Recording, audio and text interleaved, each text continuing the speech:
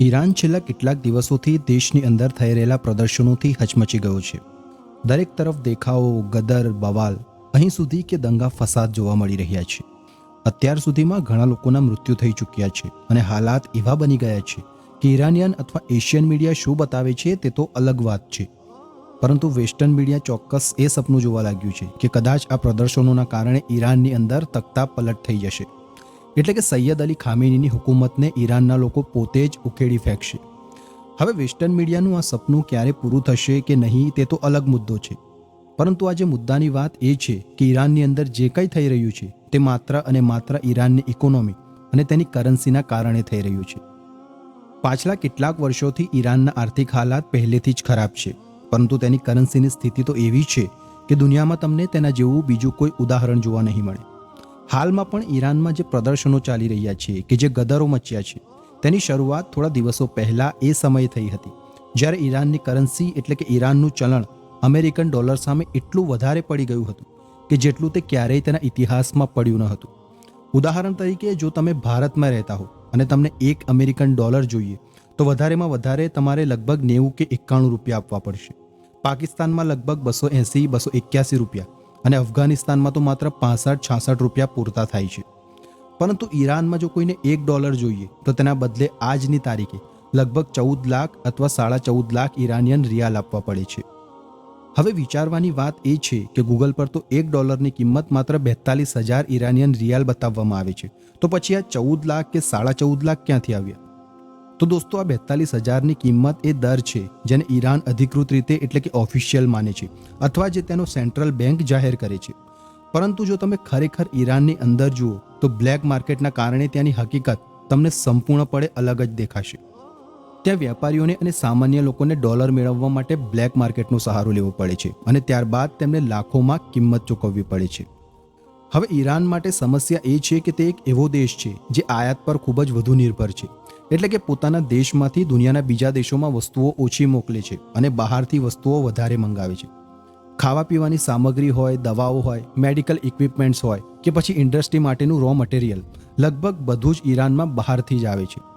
આ જ કારણ છે કે ઈરાનની અંદર ડોલરનું મજબૂત થવું અને ઈરાનિયન રિયાલનું પડવું એ બિલકુલ એવું નથી કે જેમ ભારતમાં રૂપિયો પડે છે અને ડોલર મજબૂત થાય છે.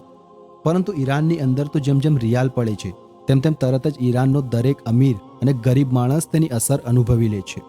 આખીને આખી આર્થિક સિસ્ટમ હચમચી જાય છે. ઈરાનમાં જેમ જેમ ડોલર વધે છે તેમ તેમ ત્યાંના લોકો માટે ખાવા પીવાની વસ્તુઓ, ભાડું, બાળકોની ફી, ઈંધણ દરેક વસ્તુ મોંઘી થવા લાગે છે.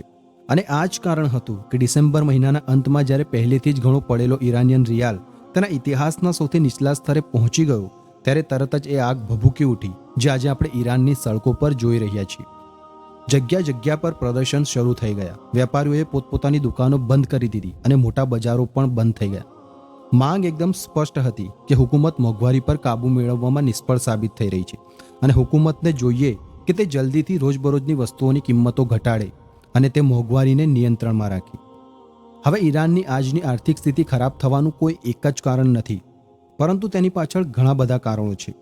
છતાં પણ છેલ્લા કેટલાક દિવસોથી ખાસ કરીને વેસ્ટર્ન મીડિયામાં એક બાબત ખૂબ જ વધારે ચર્ચામાં જોવા મળી રહી છે અને એ બાબત છે જહાંગીરી ડોલર. તમે અમેરિકન ડોલર સાંભળ્યો હશે, ઓસ્ટ્રેલિયન ડોલર સાંભળ્યો હશે, કેનેડિયન ડોલર પણ સાંભળ્યો હશે, પરંતુ આ જહાંગીરી ડોલર તમે કદાચ બહુ ઓછો સાંભળ્યો હશે.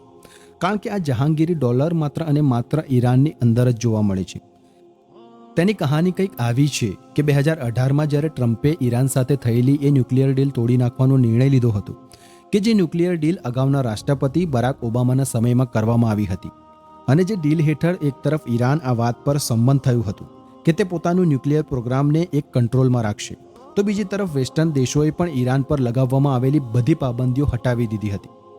પરંતુ જ્યારે ટ્રમ્પના શાસનકાળમાં અમેરિકા આ ડીલમાંથી બહાર નીકળ્યું ત્યારે તેની સાથે સાથે ઈરાન પર પહેલાથી પણ વધુ કડક અને ભારે પાબંદીઓ લગાવવામાં આવી. આ ભારે પાબંદીના કારણે ફરી એક વખત ઈરાનની અંદર મોંઘવારી ઝડપથી વધવા લાગી અને ડોલરની ભારે અછત સર્જાઈ. ઈરાનિયન સરકારે તે સમયગાળામાં હદથી વધારે ઝડપથી વધી રહેલી આ મોંઘવારીને કાબૂમાં લેવા માટે એક નવો રસ્તો શોધ્યો અને એક એવો નિર્ણય કર્યો કે અમુક ખાસ લોકો અથવા અમુક ખાસ વેપારીઓને ડોલર બહુ ઓછા દરે આપવામાં આવશે. એટલે કે ઈરાનમાં બાકીના તમામ જગ્યાએ ડોલર જેટલો મોંઘો મળતો હતો એટલો મોંઘો જ મળશે પરંતુ અમુક એવા ખાસ વેપારીઓ જે દવાઓ, ઘઉં, ચોખા, તેલ જેવી રોજબરોજની જરૂરી વસ્તુઓનો વેપાર કરે છે, તેમને એક ખાસ દરે એટલે કે બહુ જ ઓછા દરે ડોલર આપવામાં આવશે. આથી થશે એવું કે બેઝિક અને જરૂરી વસ્તુઓની કિંમતો વધતી અટકાવી શકાશે અને આ રીતે ઈરાનના મોટાભાગના સામાન્ય લોકો માટે મોંઘવારીને કાબૂમાં રાખી શકાશે. હવે કારણ કે ઈરાનની અંદર આ અનોખો પ્લાન તે સમયના ઈરાનના ઉપરાષ્ટ્રપતિ એટલે કે ઈશાક જહાંગીરી દ્વારા રજૂ કરવામાં આવ્યો હતો, તેથી ઈરાનના સામાન્ય લોકોમાં આ ખાસ ડોલર જે ઓછી કિંમત પર મળતો હતો તે જહાંગીરી ડોલર તરીકે જાણીતો થયો. પરંતુ આશ્ચર્યની વાત એ છે કે જે જહાંગીરી ડોલરને ઈરાનિયન સરકારે મોંઘવારીને કાબૂમાં રાખવા માટે લાવ્યો હતો એ જ સિસ્ટમ જ વધુ ખતરનાક સાબિત થઈ અને તેનું કારણ આ સિસ્ટમની અંદર પેદા થયેલો ભ્રષ્ટાચાર હતો. જેટલા પણ લોકોને સરકાર તરફથી આ જહાંગીરી ડોલર મળતો હતો તેઓ આ ડોલર દ્વારા એ વસ્તુઓ ખરીદતા જ ન હતા જેને ખરીદવા માટે તેમને આ ડોલર આપવામાં આવ્યો હતો, જેથી મોંઘવારી કાબૂમાં રાખી શકાય. અથવા જો ખરીદતા પણ હતા તો ખરીદી કર્યા પછી એ વસ્તુઓ સામાન્ય લોકોને સસ્તા ભાવે વેચવાને બદલે એ જ જૂના મોંઘા ભાવમાં વેચતા હતા. પરિણામે બન્યું એવું કે મોંઘવારીને કંટ્રોલમાં કરવા માટે લાવવામાં આવેલો જહાંગીરી ડોલર હવે ઈરાનની અંદર મોંઘવારી વધવાનું કારણ બની ગયું. ઈરાનની સંસદમાં પણ આ મુદ્દા પર ભારે ચર્ચાઓ થઈ અને સ્વીકારવામાં આવ્યું કે ખરેખર અબજો ડોલરનો ઘોટાળો થયો છે અને આ સમગ્ર સિસ્ટમથી સામાન્ય લોકોને કોઈ ફાયદો થયો નથી, પરંતુ વેપારીઓ અને સિસ્ટમ સાથે જોડાયેલા નજીકના લોકો વધુ માલદાર અને ધનવાન બની ગયા છે. પરંતુ અહીં એક વધુ મોટી સમસ્યાની વાત એ હતી કે ગવર્મેન્ટને ખબર હતી કે આ સિસ્ટમનો ખોટો ઉપયોગ થઈ રહ્યો છે, તેમ છતાં પણ ગવર્મેન્ટ આ સિસ્ટમને સંપૂર્ણ રીતે બંધ ન કરી શકી, કારણ કે ગવર્મેન્ટને હંમેશા આ ડર રહ્યો કે જો ઓછી કિંમતે આપવામાં આવતા આ ડોલરની સિસ્ટમ એટલે કે જહાંગીરી ડોલર જો એકદમ માર્કેટમાંથી ખેંચી લેવામાં આવશે તો મોંઘવારી હજુ વધી જશે. આ જ કારણસર સરકારે તેને સીધું બંધ કરવાને બદલે અલગ અલગ રસ્તાઓ શોધવાનું શરૂ કર્યું અને અલગ અલગ રસ્તાઓ પર કામ કરવાનું પરિણામ એવું આવ્યું કે 2024 સુધી પહોંચતા ઈરાનની અંદર ડોલરની અલગ અલગ કેટેગરી મુજબ કુલ 8 અલગ અલગ કિંમતે ડોલર મળવા લાગ્યો. એટલે કે એક કેટેગરીનો ડોલર તમને આ ભાવમાં મળશે અને બીજી કેટેગરીનો ડોલર તમને બીજા ભાવમાં મળશે.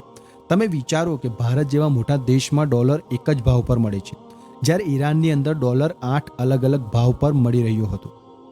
આથી માર્કેટની અંદર ભારે ગૂંચવણ ઊભી થઈ અને આખું સિસ્ટમ તિત્તર બિત્તર થઈ રહ્યું હતું. ઈરાનની સરકાર સતત આ સિસ્ટમને બંધ કરવાની અને તેને સરળ બનાવવાની કોશિશો કરતી રહી, પરંતુ તેમાં તે સફળ ન થઈ શકી. પાછલા રાષ્ટ્રપતિ એટલે કે ઇબ્રાહિમ રઈસી તેઓ પણ જહાંગીરી ડોલરનો ખુલ્લેઆમ વિરોધ કરતા આવ્યા હતા અને હવે જે નવા રાષ્ટ્રપતિ છે એટલે કે મસૂદ પેજેશ્કિયન તેઓ પણ ખુલ્લેઆમ જહાંગીરી ડોલરના વિરોધી રહ્યા છે. 1 જાન્યુઆરીના દિવસે તેમણે સ્પષ્ટ રીતે કહી દીધું હતું કે અમે કંઈ પણ કરીશું પરંતુ આ જહાંગીરી ડોલર નહીં આપીએ, અમે આ પરંપરાને સંપૂર્ણ રીતે સમાપ્ત કરી દઈશું. રાષ્ટ્રપતિ દ્વારા જહાંગીરી ડોલર અંગે આ ખુલ્લું નિવેદન આપતા જ ઈરાનની અંદર અફરાતફરી મચી ગઈ, કારણ કે લોકોને એવું લાગ્યું કે હવે આખોને આખો વેપાર ડોલરની જે સાચી કિંમત છે તે મુજબ જ થશે. એટલે તરત જ ઈરાનમાં ડોલરની અછત ઊભી થઈ ગઈ. ડોલરની માંગ વધતા ડોલર વધુ મોંઘો બન્યો અને રિયાલ વધુ નીચે પડ્યો. આગ ઝબકાવતા જ રોજબરોજ ખાવા પીવાની વસ્તુઓની કિંમતો એટલી વધી ગઈ કે જે વસ્તુઓ અત્યાર સુધી 1000 રૂપિયામાં મળતી હતી તે હવે 1700 થી 1800 રૂપિયામાં મળવા લાગી. ઘઉં, ચોખા, લોટ, તેલ દરેક વસ્તુ મોંઘી થઈ ગઈ. દવાઓ અને મેડિકલ સાથે જોડાયેલી ચીજો પણ અનેક ગણી મોંઘી થઈ ગઈ. હાલાત એવા બની ગયા કે કેટલીક દવાઓ અત્યંત મોંઘી થઈ ગઈ છે તો કેટલીક એટલી મોંઘી થઈ ગઈ છે કે બજારમાંથી જ ગાયબ થઈ ગઈ છે. લોકો સવાલ કરી રહ્યા છે કે હવે શું માત્ર એક રોટલી ખરીદવા માટે પણ આપણે થેલો ભરીને રોકડા લઈ જવું પડશે? લોકો હેરાન છે કારણ કે તેમની આખી કમાણી માત્ર ને માત્ર ખાવા પીવાની વસ્તુઓમાં જ પૂરી થઈ રહી છે. બીજી તરફ સરકાર પણ પ્રદર્શન કરનારા લોકોને કાબૂમાં રાખવાની કોશિશ કરી રહી છે અને સતત તેમની સાથે વાતચીત કરી રહી છે અને કહી રહી છે કે અમે તમારી માંગો માનવા માટે તૈયાર છીએ, તમે જે માંગો છો એ જ ઈચ્છા અમારી પણ છે. સરકાર પહેલેથી જ ઈરાનની સેન્ટ્રલ બેંકના ગવર્નરનું રાજીનામું લઈ ચૂકી છે. આ ઉપરાંત રાષ્ટ્રપતિ મસૂદ પેજેશ્કિયન પણ પ્રદર્શન કરનારા લોકોને સંયમ રાખવાની અપીલ કરી રહ્યા છે. તેમની સાથે શાંતિથી વાતચીત કરવાની અને તેમની માંગો પર કામ કરવાની વાતો કરી રહ્યા છે, પરંતુ સાથે સાથે ઈરાનના સામાન્ય લોકોને બહારની તાકાતોથી પણ સાવચેત કરી રહ્યા છે કે બહારની તાકાતો આપણને તોડવા માંગે છે અને આપણા વિરુદ્ધ સાજિશો કરી રહી છે. એટલે કે તેમનો ઇશારો વેસ્ટર્ન દેશોની તરફ છે, જે ઈરાનની આ અંદરની પરિસ્થિતિનો ફાયદો ઉઠાવીને કંઈક બીજું જ કરવાની ખ્વાહિશ રાખી રહ્યા છે. હવે દોસ્તો, આ સમગ્ર મામલે તમારો શું વિચાર છે તે અમને કમેન્ટ બોક્સમાં જરૂરથી જણાવજો.